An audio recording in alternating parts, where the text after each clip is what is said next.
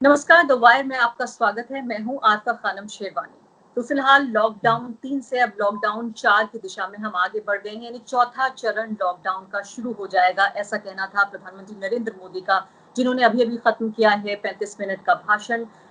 काफी लंबा अब तक का भाषण ये रहा और उन्होंने उसमें ये कहा कि पहले पहले जो लॉकडाउन लगते रहे अब तक, उनसे थोड़ा अलग होगा, लेकिन उसके बावजूद लॉकडाउन जारी रहेगा। काफी हद तक इन्होंने राज्यों पे छोड़ दिया है कि राज्य जो है अपने हिसाब से अपनी गाइडलाइंस जो है वो जारी करें, और काफी हद तक ये लगा कि केंद्र सरकार अपने कंधों से बोझ हटाना चाहती थी कि वो लॉकडाउन आगे बढ़ा रही है, क्योंकि जाहिर है ये कोई बहुत लोकप्रिय फैसला नहीं है। इसके अलावा जो एक बहुत महत्वपूर्ण बात रही वो ये थी कि उन्होंने ऐलान किया कि 20 लाख करोड़ का इकोनॉमिक पैकेज का उन्होंने ऐलान किया। इसी शब्द का उन्होंने इस्तेमाल किया कि पैकेज का ऐलान कर रहे हैं, और ये करीब करीब 10% होगा भारत की जीडीपी का।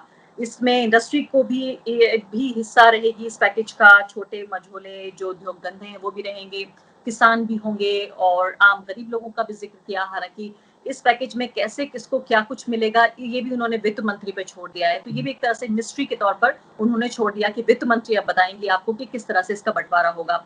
ये भी अभी साफ नहीं है कि ये क्या जो पहले की जो स्कीम्स हैं उनको शामिल किया जाएगा या अलग से नए सिरे से ये 20 लाख करोड़ का पैकेज है। और इसके अलावा आपको याद होगा जब पहली बार लॉकडाउन हुआ था तो 21 दिन उन्होंने जंग से लड़ने की बात की थी कि 21 दिन आप मुझे दे दीजिए, 21 दिन में हम इसको हरा देंगे। लेकिन आज उन्होंने बिल्कुल अपना नजरिया बदलते हुए ये कहा कि कोरोना के साथ ही हमें जीना होगा, जो पूरी दुनिया में लगातार लोग इस बात को कहते रहे हैं।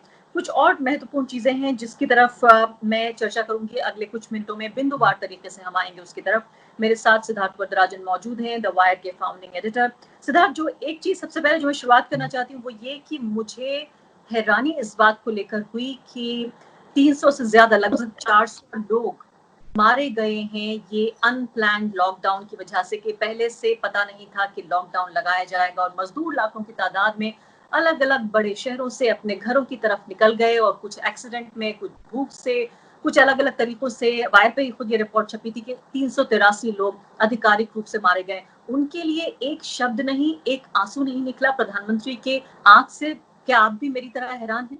देखिए, ये बहुत अफसोस की बात है कि हमदर्दी जो है मोदी साहब जता नहीं पाए, और शायद उनका फर्ज बनता था पूरी तरह से एज ए प्रधानमंत्री, एंड नॉट ओनली प्रधानमंत्री होने मतलब तो है ही, लेकिन इसके साथ साथ फैसला लॉकडाउन का उन्हीं का था। अच्छा, एक बहुत अहम बात मोदी साहब ने कही कि पिछले 4.5 महीने से दुनिया जो है इस संक्रमण से लड़ रहा है। तो साढ़े चार महीने से जो है, मतलब तकरीबन जनवरी से भारत सरकार को मालूम था कि ये संकट जो है दुनिया में मंडरा रहा है और ये हिंदुस्तान में भी आएगा, लेकिन कोई तैयारी नहीं की गई। यहाँ तक कि सोशल डिस्टेंसिंग जो है फाइनली आपने मार्च 20-21 को जो है उस पर तवज्जो देना शुरू किया, और फिर फाइनली 24-25 को लॉकडाउन शुरू हुआ। कोई तैयारी के साथ नहीं, कोई प्लानिंग के साथ नहीं, जिसके चलते इतना जो है डिस्ट्रेस आपने कॉज किया गरीबों के लिए। तस्वीरें हर कोई जो हमारे नाजरीन है वो देख चुके हैं अपने टेलीविजन स्क्रीन में, उस बात को दोहराना जरूरी नहीं है। लोग मरे हैं, और आज भी जो है लोग सड़कों पे चल रहे हैं अपने गांव तक पहुंचने के लिए, उनको राहत या सहायता नहीं मिल रहा है। तो कहीं ना कहीं मोदी साहब अगर कुछ बोलते तो अच्छा रहता। कुछ एक तरह से अगर वो माफी भी मांगते लोगों से कि भाई ये फैसला हमने लिया और आपको जो है बहुत संकट में हमने डाल दिया, लेकिन वो बात तो छोड़ दीजिए। कम से कम कुछ राहत, कुछ जो है ऐसे अनाउंसमेंट्स करते जिससे जो है एक इमीडिएट फौरी तौर पे जो मजदूर हैं, जो इस लॉकडाउन के फैसले से बहुत ही बुरे हाल में हैं, उनको कुछ राहत मिलती। लेकिन मोदी साहब ने ऐसा किया नहीं। 20 मिनट जो है स्पीच, 35 मिनट में 20 मिनट जो है वो भारत और भारत के इतिहास और भारत की संस्कृति आपसे की जानना चाहती हूँ कि प्रशंसा में जो है उन्होंने जाया किया। मुझे बहुत हैरान किया वो ये कि एक तो वो जिक्र इस तरह से कर रहे थे शुरू के 15-20 मिनट तक, ऐसा लगा कि कोई ये विक्ट्री स्पीच है, कोई एक तरह से जय का उद्घोष है कि हमने कोई रण जीत लिया है, ऐसा लगा उनकी बातों से। एक ऐसे देश में जहाँ के हजारों की तादाद में लोग, फिलहाल हम भारत पूरी दुनिया में 7वें-8वें नंबर पे आ चुके हैं कोरोना के जितने मरीज हैं, और जब तक ये लॉकडाउन खत्म होगा तब तक जो है वो करीब करीब 1 लाख लोग एक अनुमान के मुताबिक हो जाएंगे। इतने बड़े संकट से देश जूझ रहा है, लेकिन उनकी बातचीत में सेल्फ रिलायंस अच्छी बात है उन्होंने कहा, लेकिन क्या ये आज के लिए, जबकि हमें ये जानना था कि जो आने वाला संकट है, जो अगले 1 हफ्ते 2 हफ्ते 1 महीने में आने वाला है, 3 महीने में आने वाला है, हम उसका सामना कैसे करेंगे, कि उन्होंने एक तरह से हमें 5 साल का 10 साल का कार्यक्रम बता दिया। आठवा जी, जो पहले 15 मिनट थे मोदी साहब के भाषण के, वो तो किसी भी वक्त आप पिछले 6 साल में दे सकते थे, और हमको लगा कि ये मेरा भारत महान को ऐसा प्रोग्राम जो है चल रहा है। हर कोई चाहता है कि हिंदुस्तान की प्रशंसा की जाए, हम सबको गर्व है भारत के इतिहास और संस्कृति पे, हमारे फिलॉसफी पे। लेकिन हकीकत ये है कि देश एक बहुत बड़े संकट से गुजर रहा है, और न सिर्फ देश के लोग, और देश के कौन से लोग, वो लोग जिनकी तारीफ जो है मोदी साहब ने खूब की कि भाई मजदूर के पसीने की सुगंध आनी चाहिए और किसानों की मिट्टी की महक आनी चाहिए वगैरह वगैरह, लेकिन यही लोग जो हैं आपके फैसले के चलते बहुत जो है डिफिकल्टी में हैं, और उनके लिए आपने कुछ नहीं बोला, उनके लिए आपने कुछ नहीं दिया। और मुझे लगता है कि ये झूठ मूठ की जो प्रशंसा की जो राजनीति की भाई हम इतने महान हैं, हम इतने ग्रेट हैं, विश्व गुरु हैं देश के, वसुधैव कुटुंबकम, जो तमाम जो मोदी साहब का जो एक बोलने का स्टाइल है, वो सारी बातें उन्होंने दोहरा दी। लेकिन ये अवसर नहीं था इन बातों को रखने का, मतलब लोग फौरी तौर पे समाधान चाहते हैं, और ये भी सेल्फ रिलायंस भी बहुत अच्छी चीज है, लेकिन ये एक 2, 3, 5, 10 इयर्स का प्रोग्राम है। और हकीकत यह है कि 70 साल से हम आत्मनिर्भरता की बात ही कर रहे हैं। जितने इंडस्ट्रीज इंडिया में बने नेहरू के जमाने से आज तक, वो सेल्फ रिलायंस के नारा दे के ही बने हैं। तो मुझे लगता है कि ये मतलब ये वक्त नहीं था इन बातों को इस तरह से रखने का। लोग कोई ऐसी पॉजिटिव खबर चाहते थे, और 20 मिनट के बाद मोदी साहब ने 20,000 करोड़ की बात की, लेकिन उसके भी डिटेल्स वो दे नहीं पाए। क्यों नहीं दे पाए, ये खुद जानते हैं जी। इसके अलावा सिद्धार्थ, एक जो 2-3 बातें हैं अहम, एक तो ये कि 20 लाख करोड़ की जो ये बात है, इसमें ये हमें साफ नहीं है अभी कि जो मौजूदा स्कीम्स हैं क्या उनको इसमें शामिल किया गया है। अलग से 20 लाख करोड़ जो है वो उसका ऐलान किया गया, ये 20 लाख करोड़ कहाँ से आएगा। एक और चीज जो मैं पूछना चाहती हूँ वो ये कि उन्होंने कहा कि आपको वोकल होना होगा लोकल के लिए, और लोकल भी ग्लोबल बन जाता है। तो शब्दों के तो माहिर हैं वो, एक नारेबाजी की भाषा में जो बात करते हैं। क्या ये स्वदेशी की तरफ बढ़ता हुआ कोई इशारा है कि भारत जो है अपनी आर्थिक नीतियों में बदलाव करेगा कोविड की वजह से? देखिए, तवज्जो शुरू से ही मोदी साहब का मेक इन इंडिया रहा है। मेक इन इंडिया कुछ ज्यादा चला तो नहीं, कोई ऐसी बड़ी इंडस्ट्रीज नहीं आई जिसके चलते हम मेक इन इंडिया कह सकते हैं कि भाई उस दिशा में हम जा रहे हैं। लेकिन सच्चाई तो ये है आरफा कि पिछले 70 साल से हर सरकार सेल्फ रिलायंस की बात करता है, हर सरकार जो है हिंदुस्तान को एक ग्लोबल पावर हाउस बनाने की बात करता है, लेकिन जो है इकोनॉमिक पॉलिसी में कोई खास फर्क नहीं है। मुझे लगता है कि जिस दिशा में मोदी साहब अर्थव्यवस्था को ले जाना चाहते हैं, उन्होंने इशारा किया, आपने गौर किया होगा कि 20,000 करोड़ रुपए के अलावा उन्होंने कहा कि भाई फोकस हमारा लैंड और लेबर और लॉज पे होगा। और इससे मैं दर्शकों को याद दिलाना चाहूंगा कि पिछले 3-4 दिन में जो खबरें आई हैं गुजरात से, जो खबरें आई हैं उत्तर प्रदेश से, किस तरह से लेबर लॉज में सो कॉल्ड जो है संशोधन या रिफॉर्म लाने की कोशिश की जा रही है, जिसमें निवेशकों को पूरी तरह से छूट दिया जाएगा कि वो किसी भी लेबर लॉज, और ये कौन से लेबर लॉज है, ये ऐसे कानून है जिसके चलते मजदूर अपना हक जो है महफूज रख सकता है, अपने राइट्स को डिफेंड कर सकता है।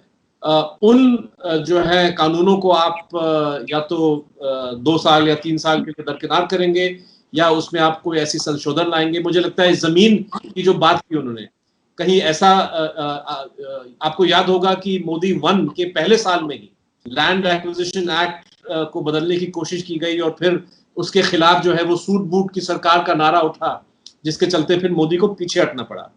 तो क्या कोरोना वायरस के संकट और इकोनॉमिक डिस्ट्रेस को एक तरह से एक बहाना बना के क्या दोबारा उसी प्रोग्राम में लौटने का इरादा है मोदी साहब का? क्योंकि एंड में वो इसी बात को बार बार दोहरा रहे थे कि भाई निवेशकों के लिए जो है अच्छी पॉलिसी बननी चाहिए। तो डिटेल हमको देखने पड़ेंगे कौन से कानून में किस किस्म का संशोधन लाना चाहते हैं और पैकेज के डिटेल्स क्या है।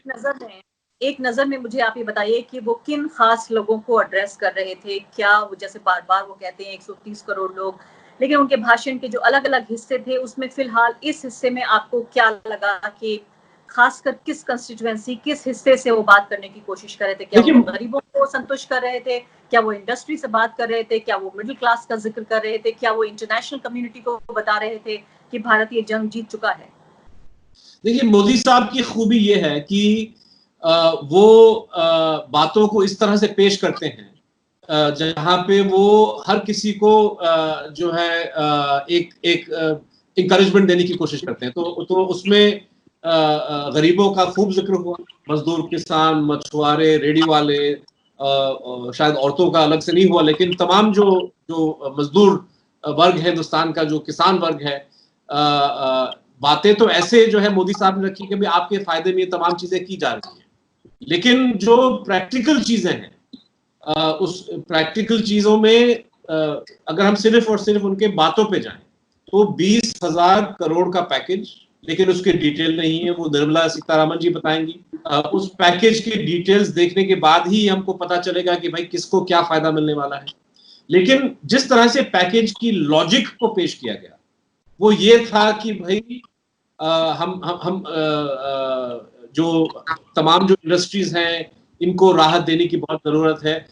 हर कोई कहता है कि भाई राहत देने की जरूरत है, खास तौर पे जो छोटे मझोले जो और एमएसएमईज हैं, जहां पे अधिकांश जो भारत के मजदूर हैं जो काम करते हैं, बहुत बड़ा जो है नुकसान उनको लॉकडाउन की वजह से हुआ है और उनके बचाव के लिए कुछ ना कुछ कदम सरकार को उठाना ही पड़ेगा। लेकिन इसके अलावा जो लॉ, लैंड और लेबर का जो बात उन्होंने कही, मुझे लगता है कि ये जो है ये बड़े उद्योगपतियों के लिए, जो बड़े जो इंडस्ट्रियलिस्ट हैं, जो एक लंबे अरसे से इस मांग को आगे बढ़ा रहे हैं कि भाई हमको एक ऐसा लेबर पॉलिसी बना के दीजिए जिससे हम मजदूरों को और आसानी से नौकरियों से हटाएं, जिसमें जो लेबर इंस्पेक्टर है वो बार बार हमारे फैक्ट्री में आके न देखे कि भाई तुम क्या कानून का पालन कर रहे हो कि नहीं कर रहे हो। और लैंड एक्विजिशन, ये एक लंबे अरसे से हिंदुस्तान के जो उद्योगपति हैं, जो माइनिंग कंपनीज हैं, वो चाहते हैं कि भाई और आसानी से जो आदिवासी लोग हैं या जो किसान लोग हैं उनकी जमीन जो है वो इंडस्ट्रियल यूज पे लगाया जाए। तो क्या इस दिशा में मोदी साहब जाना चाहते हैं? बात करना लेकिन गरीबों के खिलाफ कानून, गरीबों की बात करना लेकिन गरीबों को जो है कमजोर करना, गरीबों की बात करना, उनके अधिकारों को कमजोर करना, उनकी आजादी को कम करना, ये सब हम देख रहे हैं। एक तरह का जो कॉन्ट्रडिक्शन है उनकी बातचीत में कि चेहरे पे क्या कहा जाता है और पीछे क्या होता है। लेकिन सिद्धार्थ ये बताइए कि फिलहाल जो एक भारत का आम नागरिक है, ये सभी लोग, पूरी दुनिया एक हो गई है, इस वायरस ने पूरी दुनिया को एक कर दिया है। ऐसे में जो पूरी लॉकडाउन की जो सियासत है उसको आप कैसे देखेंगे? उन्होंने ये नहीं कहा कि मैं लॉकडाउन का जिम्मा वो अपने ऊपर ले रहे हैं, उन्होंने जिस तरह से कहा कि राज्यों को इसे तय करना पड़ेगा। यानी जब लॉकडाउन लगाना था तो उन्होंने एक आवाज में बिना मुख्यमंत्रियों से बातचीत किए हुए 4 घंटे के नोटिस पे, 3.5 घंटे के नोटिस पे उन्होंने लॉकडाउन लगा दिया, 130 करोड़ लोगों की तालाबंदी कर दी। लेकिन अब जब लॉकडाउन खोलने की बात है तो वो अपने पर कोई जिम्मेदारी नहीं ले रहे हैं। ये बहुत अच्छा सवाल है आपका। आपको याद होगा आपने खुद जो है भूपेश बघेल का इंटरव्यू किया था वायर के लिए, जहां पे बघेल साहब ने कहा कि काश मोदी साहब हमसे पूछ लेते, लॉकडाउन का फैसला चलो ले लो आप फैसला, लेकिन अगर कुछ कंसल्टेशन होता राज्य सरकारों के साथ तो मजदूरों के लिए और जो माइग्रेंट्स हैं, जो वर्कर्स हैं, तमाम जो लोग सड़कों पे उतर आने पे मजबूर हुए, उनके लिए हम लोग कुछ ऐसी व्यवस्था कर पाते जिससे वो संकट में नहीं पड़ते।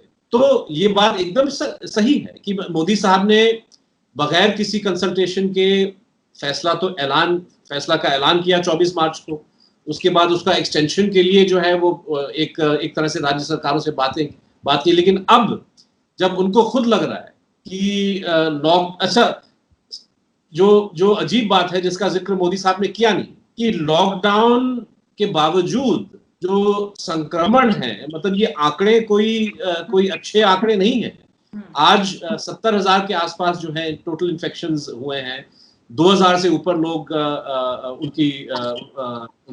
उनकी मृत्यु हुई है इस डिजीज के चलते, और अनुमान लगाया जा रहा है कि जिस रेट पे हम बढ़ रहे हैं, हर रोज जो है 3000 4000 नए केसेस आ रहे हैं, बहुत जल्दी हम चाइना को ओवरटेक करने वाले हैं। चाइना जहां पे वायरस शुरू हुआ वुहान में, और उसके बाद ईरान है। तो मुझे लगता है कि आज अगर हम 12वीं या 13वीं पोजीशन में हैं, तो शायद 10 एक दिन में हम लोग टॉप 10 में आने वाले हैं। तो जाहिर है कि लोग पूछेंगे कि भाई लॉकडाउन से हासिल क्या हुआ। सरकार, बेशक सरकार और सरकार के जो नुमाइंदे वो कहेंगे कि नहीं, अगर लॉकडाउन नहीं रखते तो 1 लाख की जगह 2 लाख होते। लेकिन आप याद कीजिए कि 2 हफ्ते पहले जब आंकड़ा जो है वो 20-25 हजार के आसपास था, तो सरकारी प्रवक्ता कहते कि देखो हम लोग 20-25 हजार इसलिए हैं क्योंकि हमने लॉकडाउन किया है। बिल्कुल। हाँ, लेकिन वो 20-25 हजार वो जो है 70 तक पहुंच गए। और सिद्धार्थ, हमें कभी इन सवालों के जवाब भी नहीं मिलेंगे कि जब बहुत कम आंकड़ा था 25 मार्च से पहले, या जब ऐलान किया गया था, तब अगर रेलगाड़ियां चला दी गई होती और तब लोग अपने घर पहुंच गए होते, तो शायद हम इन 300-400 लोगों को, और जिन लोगों को हम नहीं जानते आधिकारिक रूप से, जिनकी मौत को हम दर्ज भी नहीं कर सके हैं, उनको हम बचा सकते। और इतना जो एक तरह से दर्दनाक तरीके से जो भारत में, जो दुनिया का सबसे बड़ा लोकतंत्र है, उसके नागरिक का जो जीवन हमने बिल्कुल नर्क बना दिया है। वो तस्वीरें देखी नहीं जाती हैं, वो वीडियो देखे नहीं जाते हैं। वायर पे भी लोगों ने देखा होगा, हमारे दर्शकों ने, शेखर तिवारी ने भी रिपोर्ट की, इसके अलावा अलग अलग हमारे रिपोर्टर्स आपको दिखाते रहे। उस सब का जवाब क्या कभी नरेंद्र मोदी देंगे? कभी वो पन्ने खोले जाएंगे?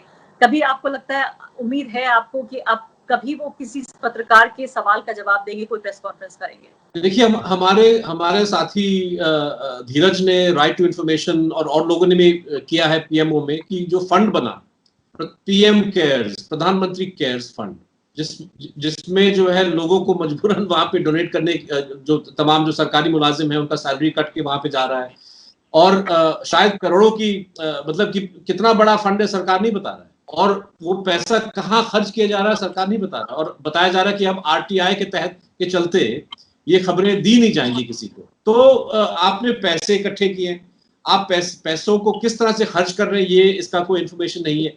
हाल ही में हमने प्रेम शंकर झा जी का लेख छापा, जिस झा जी जो हैं, जब विश्वनाथ प्रताप सिंह प्रधानमंत्री थे तो प्रेम शंकर जी उनके मीडिया एडवाइजर थे, और उन्होंने याद दिलाया कि 1990 में जब सद्दाम हुसैन ने कुवैत पे हमला किया तो वहां पे तकरीबन 1.5 लाख 2 लाख भारतीय नागरिक कुवैत में फंस गए, और जो हिंदुस्तान वापस लौटना चाहते थे। तो 1 महीने के अंदर या 6 हफ्ते के अंदर एयर इंडिया और इंडियन एयरलाइंस को ने जो है 100 से ज्यादा, 500 से ज्यादा उड़ाने भर के सारे जो भारतीय नागरिक थे सबको हिंदुस्तान हम लोग ले आए, और 1 भी रुपया उनसे वसूल नहीं किया गया। मतलब ये कोई टिकट चार्ज नहीं किया, क्योंकि भारत सरकार ने कहा कि भाई हमारे लोग हैं और ये एक ऐसे संकट में फंस चुके हैं, तो इनको वापस लाना हमारा फर्ज है। आप उस सिचुएशन को कंपेयर कीजिए लॉकडाउन के साथ। लॉकडाउन एक ऐसा फैसला था जो भारत सरकार ने खुद लिया, मोदी साहब ने खुद लिया। भारत से पूछ के सद्दाम ने कुवैत पे हमला नहीं किया, लेकिन फिर भी उस जिम्मेदारी जो है वीपी सिंह ने उठाई। लेकिन यहाँ पे आप ट्रेन का किराया नहीं दे सकते, आप बसों का इंतजाम नहीं कर सकते, आप 3 वक्त का ढंग का खाना नहीं दे सकते। मोदी सरकार के अटॉर्नी जनरल ने सुप्रीम कोर्ट में कहा 3 हफ्ते पहले कि माय लॉर्ड, एक भी जो है आपको सड़क पे एक भी जो है मजदूर नहीं मिलेगा। और आज देखिए, आज भी जो है हजारों की तादाद में तकरीबन हर प्रांत में, हर प्रदेश में आपको ये नजारा दिख रहा है। और इसके अलावा सिद्धार्थ, ये भी नहीं भूलना चाहिए कि जो जहाज का किराया है, जो हवाई किराया है, वो भी लिया जा रहा है, उसके टिकट का भी दाम लिया जा रहा है। और कतर ने, आपको याद होगा, अभी 2 दिन पहले फ्लाइट कैंसिल कर दी, इसीलिए कि उनको ये लगा कि एयर इंडिया मुफ्त में कर रहा है। उन्होंने कहा इससे सस्ते में तो हम कतर एयरवेज से भेज सकते हैं भारतीयों को। तो ये भी एक हास्यास्पद जो है स्थिति बन जाती है भारत की कभी कभी डिप्लोमेटिक लेवल पे। बहुत बहुत शुक्रिया सिद्धार्थ वरदराजन आपका। हम नजर बना के रखेंगे प्रधानमंत्री से, चाहे वो प्रेस कॉन्फ्रेंस करें ना करें, लेकिन हम सवाल पूछते रहेंगे द वायर के जरिए। जो भारत के सबसे हाशिए पर रहने वाले लोग हैं, उनके हक में जो उनके सवाल हैं, वो हम हमेशा पूछते रहेंगे। बहुत बहुत शुक्रिया सिद्धार्थ आपका। द वायर के और वीडियोस देखने के लिए सब्सक्राइब करें और बेल आइकन पर क्लिक करें। स्वतंत्र पत्रकारिता की आर्थिक मदद करने के लिए डिस्क्रिप्शन में दिए गए लिंक पर जाएं और अपनी राशि चुनें।